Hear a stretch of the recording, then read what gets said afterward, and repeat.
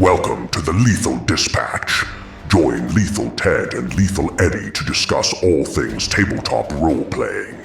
Featuring me, Torin Grimblade, your invincible, powerful, lethal but somehow modest spokesman for lethal fantasy games. Please hit the like, subscribe, and ring that bell. Join us on Instagram, Facebook, X, and Discord. Do it now, or I will destroy you. What? Oops. Could you pretty please just subscribe? Hey Eddie, I told you I could do it nicely. I am a born diplomat. These mortals love me. Anyway, let's get started. Take it away, guys. So we're joined by Brent Chumley. We thank you so much for coming in and joining us today and talk a little bit about your art, your career, and what you've done for us here at Lethal Fantasy. How are you tonight? I'm wonderful. How are you? Oh, we're doing well. Well, nice to meet you Nice finally to meet over you. video. It's been an honor working with you, and as we're going to be displaying throughout the night, the art you've done is just amazing, and we are so happy you did it for us. Well, thank you. Um, Thank you. we just wanted to ask you a few questions and talk a little bit about who you are, what your career is, and Sure. inform the people that are with us, and to hopefully make sure they know who you are, and push that a little bit forward as well, because you Mhm. certainly deserve it from the work that we've already got, and we're looking forward to the rest of the work you're going to do for us Thank as you. well. Thank you. I appreciate that.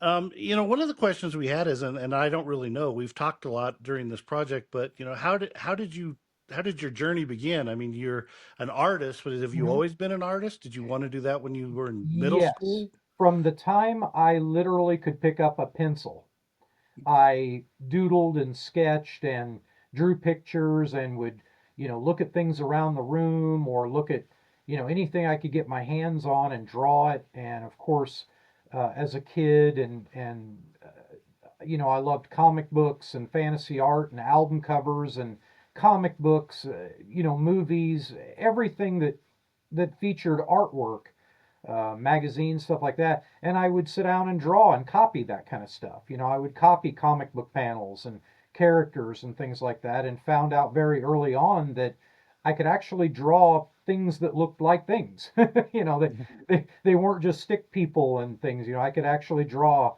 a Star Wars character and make it look like that actor as that Star Wars character, even at 4 and 5 years old. Wow. So I've had the the ability to do that.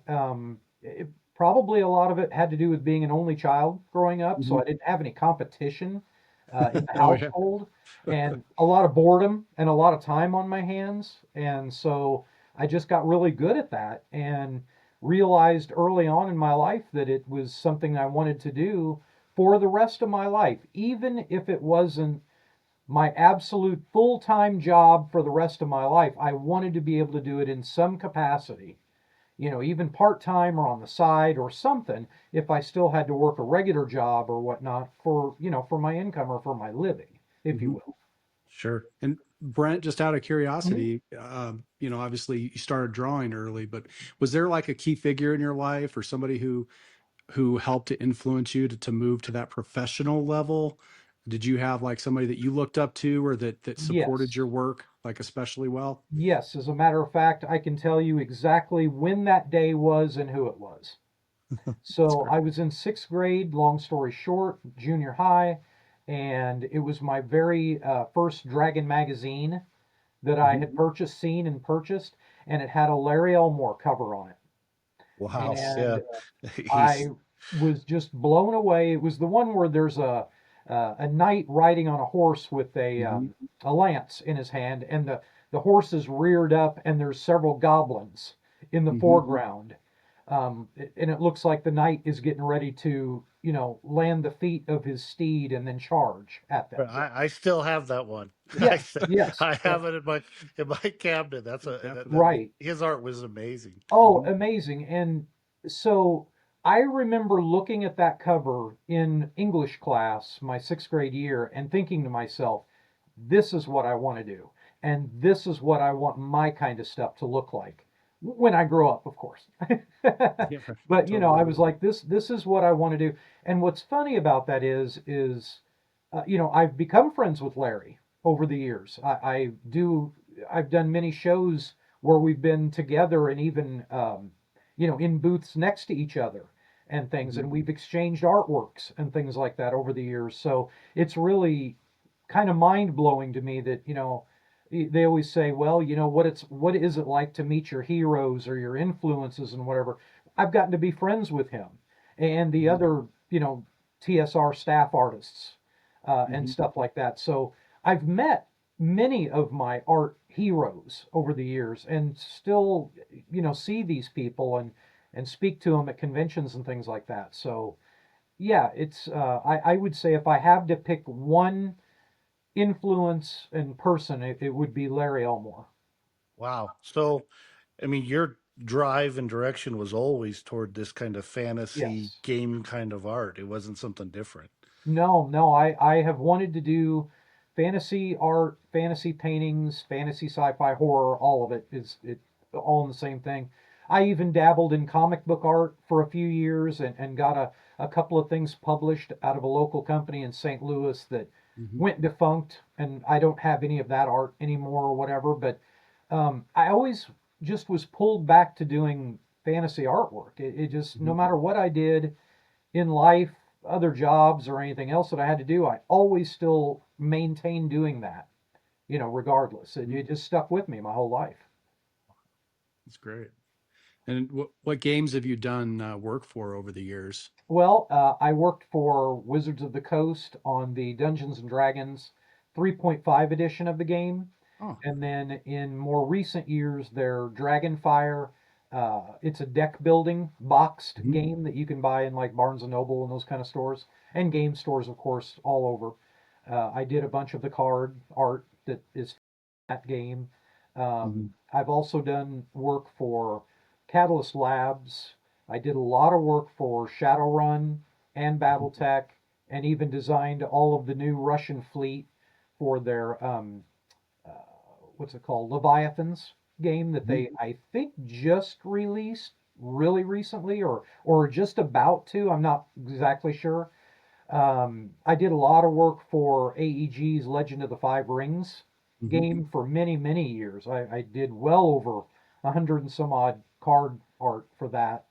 Argent Saga collectible card game, which is now defunct because of COVID. I also have worked with the Doomtown collectible card game and oh geez, what else? Metal Magic and Lore, which was a game put out by Mhm. a company called Fifth Epoch Publishing. They're kind of on a hold right now. They haven't really done much in the last few years with any of that, but I did a lot of covers and graphic designs and interior art layout, even helped with some of the writing and development of some of the material, things like that. Um, I've worked with a lot of companies. I am also one that I did a map for Mhm. Dave Arnson's Blackmore.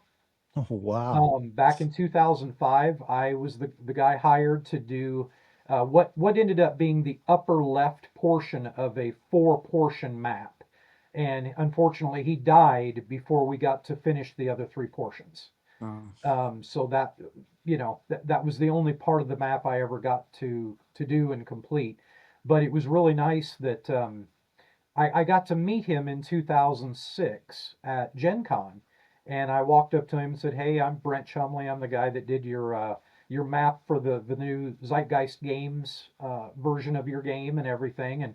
And he looked at me and talked to me for a little bit, and he said, "Well, I'll tell you what, I've owned and still do thousands of maps in my life, uh, from all kinds, old time maps and newer modern maps and everything else." And he said, that map that you did for me is my favorite map and the best map I've ever seen in my entire life. And I about fainted at that Well, point. that had to feel great. That had Yeah, to it just be did. And amazing. I asked him if he would sign my complimentary, version of the map that I got from the company. And he said, "Well, I'll tell you what, I will I will only do so on one condition." And I thought, "Oh, what's coming up here?" And he said, "Only if you'll sign my copy of the map." And so we exchanged signatures on that, and he told me, he said, "This is the one and only copy of the map I'm going to sign, is yours." And I have that to this day, and it's still kind of a pride and joy for me that Oh, I have that. absolutely. Yeah. So That's amazing. yeah, so I it's mean, just talking really about neat. the Shadowrun pictures and Mhm. that's I mean that Shadowrun art that I've seen, it looks real. I mean, it looks Yeah. like you were saying. I mean, Mm. how do you do that? How do you make something look Well, well my real? entire life, I always kind of strove or strived for realism in my work. Mhm. And so, and I'm also a photographer as well and a graphic designer. And so, I started working from photographic references years ago and just worked at it and worked at it and got better and better and better until, today my work looks fairly photoreal. I don't mean, absolutely photorealistic, but it is more heavily on the realism side than, like say cartoon style or comic book style or real painterly style, which sometimes that works against me and sometimes it works for me. I know it's just, but Well, I can tell that's you, what I went had to on for blink my a whole few career. times to be sure it wasn't real. Yeah, yeah, So, no, it's just just working from photographic references and also being a photographer and just looking at lighting and how it affects textures and shapes and Mhm. forms and textures of skin and metals and cloths of different kinds and things like that and just figuring it out. And I just got better and better and better. The more you do, the more you practice, the better you get. And For that's just sure. the state that it's in at this time. And definitely, I have some experience myself with photography, and when you're an artist and you want to paint or draw something, Right, you have to deal with copyright when you use somebody else's photographs. If they're your right, own photographs, you're not as held to that. So it's right, kind of nice right. to be able to go out and take your own photos. Yes. But you also worked on some BattleTech. Does Yes. that go back to FASA or No, no, no. This is with Catalyst Labs. I think I that's with started Catalyst? working with Okay. BattleTech in, I want to say around 2017. So it's not way back in the days of FASA. Oh, okay. yeah, that just dates me because I had some great times with those Oh original yeah. BattleTech games. Oh We yeah. had in college, we had our entire floor with a map and, Oh the wow. figures and everything, and the game went on for Mhm. days. Oh um, yes, God, it absolutely, was absolutely. Yeah. fantastic.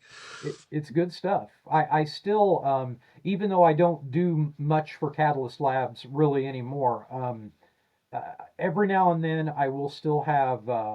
I just did a couple of them recently where fans will want me to paint up a design and paint mechs that they have played in their game. And what I'll do is I'll do custom paint jobs of the particular mech that they have or that they play, and then I'll send them in to Catalyst Labs. And as long as they are publishable and they like them, then they've published those for me without being assigned to Wow. do those. So I kind of work in reverse with them a little bit now. Instead of taking jobs from them, I kind of send stuff when I do it or whatever, and then they publish it. So it's kind of a reverse engineering way of Yeah. doing artwork for companies. But I Mhm. worked with them for like 7 or 8 years straight on 3 different game systems and stuff. So they know me, they know my work, they know where I'm coming from with this, and so that that's where that kind of came from. Awesome. Well, you had mentioned that you did Dragonfire. That was Uh-huh. actually for Wizards of the Coast, right? Yes, it was a product that was um, it was a blended effort between Catalyst Labs and Wizards of the Coast. And that one was awkward to do because I had to work through the Catalyst Labs art director, but he was taking cues and criticisms and changes and stuff from one of the Wizards of the Coast art directors. So I had to make a lot of revisions with that stuff. Um, because I'm going basically between 2 art directors at one time. So Mhm. it was a filtered project. I would do something for him. He'd say, "This looks great to me, but I got to see what they say about it." and then he'd get the feedback from them. Okay, we need to change this. Oh, this guy's sword isn't right, or What are you guys not getting? All right, it's canceled.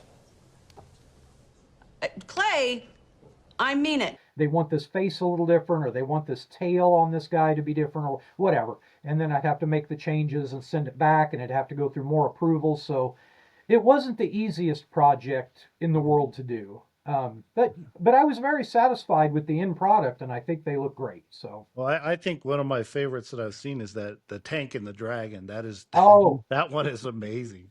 now that piece is one of my own that I just did. That's not for any published company or anything. I have my own line of products that I call Dragon Verses, and it's a double entendre because it is literally dragons usually versus, even if they're not fighting something, they're playing with other animals or things like that. But it's also like saying an alternate reality, a dragon verse, like a Right. dragon universe. So Mhm. between, dragons fighting tanks and planes and things like that, and also playing with kittens and squirrels and things like that, there's a soft side to it and a hard side to it. And So I that did that. wasn't from that game? No, no, that wasn't from Oh, Dragonfire. Wow. No, that was something I created just as my own brand and my own thing that I do to sell at conventions and, at shows and things like that. Oh, that's very cool. Can you tell us a little bit more about the Legend of the Five Rings as well? Like what that Yeah, project was like? I started working for them in like 2007, and I continued to work for them till about 2009, and then they went through a lot of different art directors. That Mhm. game did, and through a few various art directors, I would not really get any work from them for a year, and then I'd get a bunch of work, and then they'd go through another art director, and I'd do a bunch of work for them, and then not get work for a year or so, and then another art director would come in. It seemed like a revolving door of art directors with that company. That was very frustrating to me. Um, but in the long run, between 2007 and 2015, when AEG sold that game to Fantasy Flight Games, Mhm. I produced well over 100 cards in that amount of time, with, I would say, the bulk of those being done between 2011 and 15, before at the end of their ownership of it, before they sold it off. wow. And what do you think is your favorite piece of work from that time? From Legend of the Five Rings, The Legend of Five Rings. I've got about three or four pieces that I personally equally are my favorites.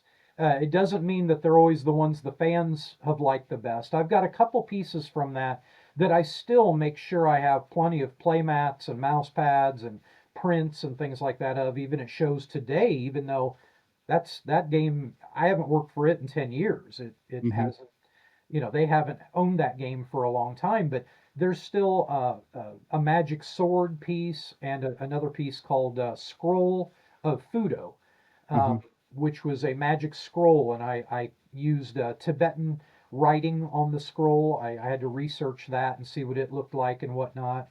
And then I used Japanese kanji for the magical letters that are glowing Wow. on that scroll. And that just seems to be a fan favorite. Both of those pieces still sell to this day at shows, so I always keep them in stock.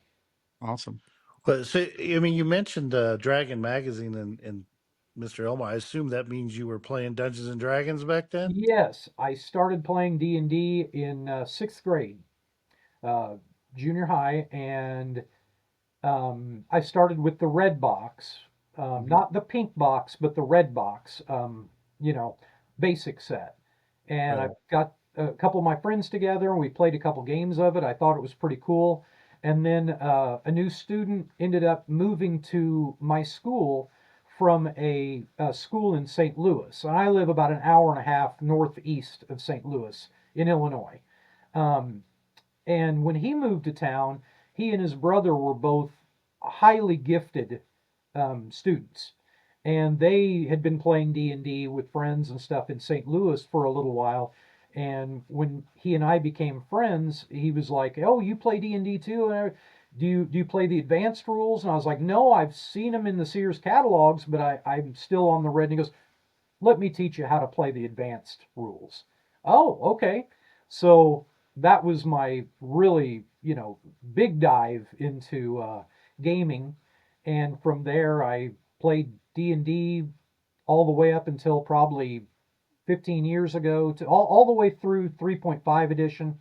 I didn't step into fourth or fifth. I just haven't liked the direction they've went with the games since then and stuff. But that's Well, that's n- kind of why we're doing what we're doing. So we're yeah. right there with you.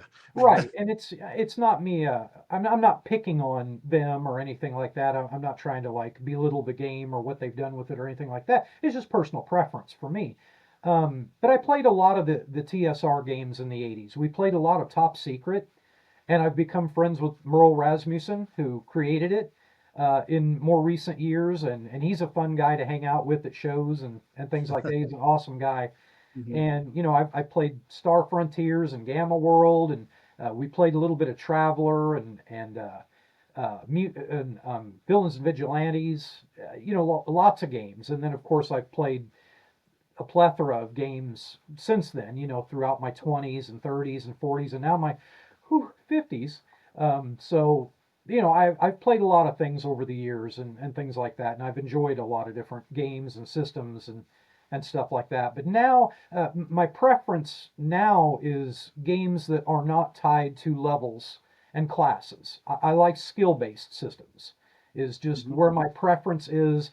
I just feel like and this is not, anything against games that do that at all. It's not a criticism. It's a personal taste. So I don't want anybody to take that wrong that I'm bad mouthing or anything. Any kind of games that have, but I just feel like from what I've seen over the years, it promotes a lot of power gaming. A lot of people feel like if levels aren't involved, then they don't have anything to work for as a character.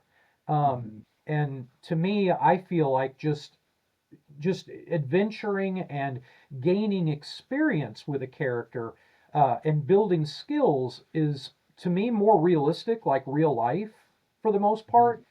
Um, I just like that kind of a thing better. But that's just a personal taste. So, It but it I sort of did play comes those games forever. it sort So of comes down to what they always say is if you're having fun and you're playing, you're doing it right, and that's the right yes, game for you. Mhm. exactly. So Right, and our game is sort of a combination of both of those things, and that's what right, we've tried to do because we're really working to try to meet those ends and to try to create sort of a hybrid of all of that.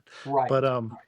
one of the things that I was wondering about is you go to these conventions. Do you Mhm. play games there ever, or are you ever involved with the game? Sometimes I do get to. Most of the time, I do not. um, just because of time constraints. Usually, the dealer's hall or the vendor's hall, where the special guest artists are and artist vendors and things like that, usually close around 5 to 6 o'clock in the evening at these shows, and you only have 3 to 4 days. So what happens is me and my girlfriend and usually other friends and vendors and special guests and stuff that I'm friends with and all that, we tend to want to go out to eat somewhere because we're tired, we're hungry. We've been talking all day to Yeah, people, selling ourselves, selling Sure. our products and everything else. So we want to go out and just have a nice meal. And usually by the time that's over, it's already 9, 10 o'clock. And unfortunately, it's time to go back to the hotel room and crash and do it all over again the next day. right. Um, I do try to make some time for games, and when I get to, it's a blast, and I do love it. Um, and I would like to do more of it with some upcoming projects that I have going on and things like that. I would like to do more of it, but unfortunately, I don't get to do as much of it as I would really like to. When we were talking earlier, we were talking about, how we're making Lethal Fantasy and how the combat is working and stuff like that. And you know, it's part of, what we asked you as far as what you have seen that has been a Hmm. primary concern around Right. the way players are, well, what players maybe don't like about games that are out Right. there. And so I think our question is you've played a lot of games. Have you seen anything from feedback you get from players, from things you've seen that you think are maybe problematic or haven't been addressed, or maybe things that can be done to make Um, players enjoy the games more? right. Well, there's definitely been a shift in the focus on role playing mechanics over the years. Like if you look at first edition D&D, they didn't really have any mechanics for like two characters talking to one another and trying to like one would be lying to one, and how do you figure out that they're lying to you or not, or things like that. There weren't a lot of role playing mechanics for that kind of thing in the old days, in a lot of different systems. I'm sure there were ones that did that I just didn't play or didn't know about, but that seemed like a fairly common thread, which now, ever since probably the last 10 years, that has become more of an issue that a lot of game systems have found uh, more of a pressing issue among players. And so they've addressed it and they've created rules to facilitate those kind of things and interactions with players and non-player characters, or things like that. But beyond those kind of things, I think combat is really where it gets bogged down. It slows down. It's not very fluid most of the time. It gets very clunky, and I know that is a main topic for you guys with this game system. And that's what excites me about it too, is because, even if I don't end up getting to play this game much or anything, I'm very excited to see what you guys have done with this combat system. And if nothing else, maybe incorporate it into one of my home games, or take something away from it that I can incorporate into my home game combat Mhm. system through the system that I'm playing and stuff like that. So I would say, yeah, combat seems to be a big issue in most games because it doesn't feel realistic. It doesn't feel chaotic. It feels too stagnant and too, well, it's your turn now. Now it's my turn. Roll again for initiative, okay? Or a lot of systems are, well, once you roll once for initiative, you're on this number each round after that, and that that Yeah. gets, it's like, boy, that Right. doesn't feel like realistic combat at all. No, You it know, needs to be unpredictable. yeah, it needs to be unpredictable and a little bit more chaotic, but within reason, of course. I Hmm. mean, these are just games and they can't simulate real life perfectly. It just doesn't work that way. But I definitely think there's better ways to handle it than others. Hmm. So, Well, and that's, that's, that's my, that's one of the things we were really working toward, because we see a lot of new games, but none of them really seem to ever address that core issue.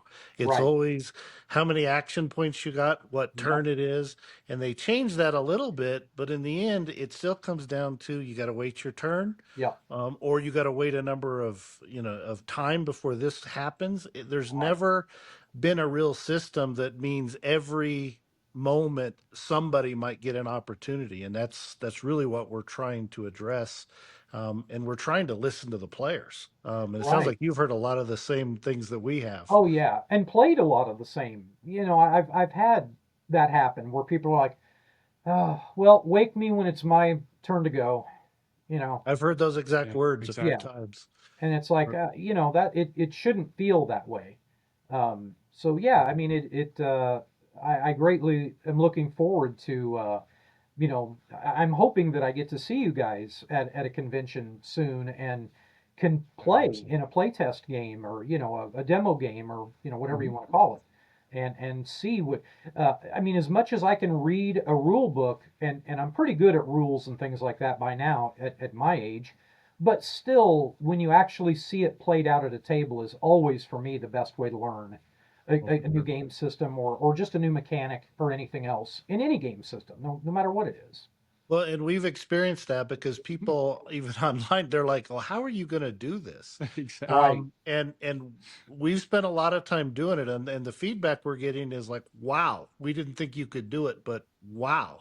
And Awesome. that's exciting for us, and we're Yes. getting really excited to start showing it to people. Right. There's only about Maybe. just 5 or 6 people in the world now that have actually seen the rules.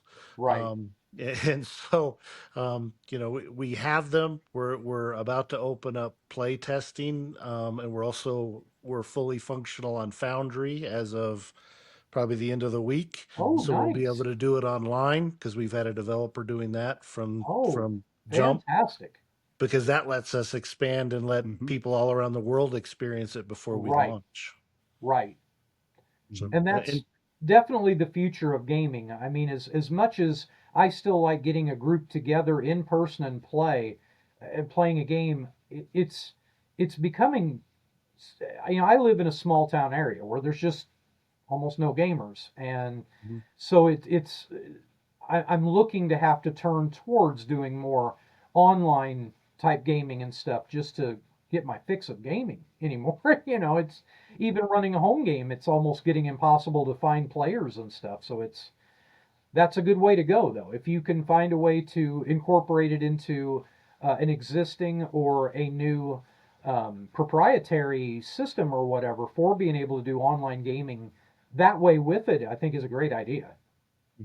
Tune in next time for part 2 as Brent discusses the Lethal Fantasy cover and his plans for the cover of the Lethal Magistrate's Guide and the Lethal Book of Monsters.